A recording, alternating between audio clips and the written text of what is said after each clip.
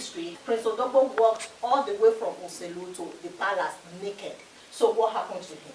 Okay, before answering that question, it will be very, very necessary to lay a little preamble. Before now, we have only had 2 females as Obas in Benin.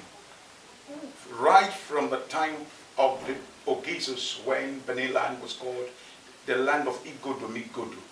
And when the Ogisos, Ogienokisore, when they had sway as the kings and the land of Igodo, till the present era, when the Obas took over the baton as a second dispensation, right from the time of Oba Oromio, that we call Omononya, right from that time, we've had only 2 females as Obas.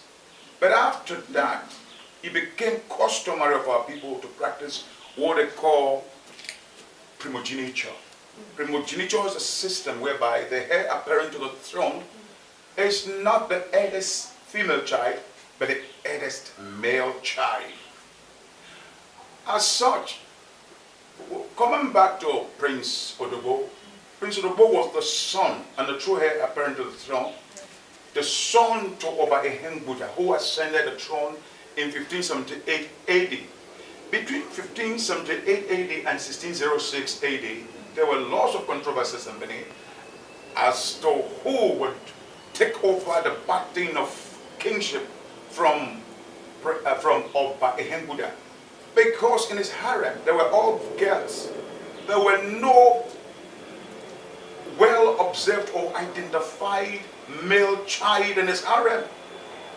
The only male child became, in fact, that was there.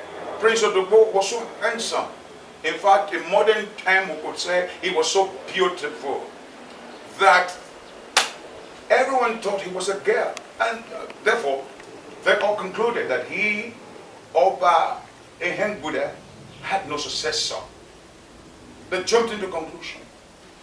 Every attempt to having the people of the kingdom convinced that he had a deserving successor in Prince Odogbo fell on deaf ears. Consequent upon that, he compulsorily made his son, Prince Odogbo, to work naked from the traditional ground at Uselu down to the present palace of the Oba. So they saw the people, those who were privileged, saw his nakedness. Rather than being sad about that, the entire kingdom was agog with festivities, given the fact that, oh, at last, after all the anxiety, after all the approach to curiosities, they now have found a deserving heir apparent to the throne in Prince Odogbo. The entire kingdom indeed was agog with festivities, and they began to sing beautiful songs. So he did that to convince the Benin people? To convince the people of Benin. That was what he did. He became the Oba of Benin? Yes.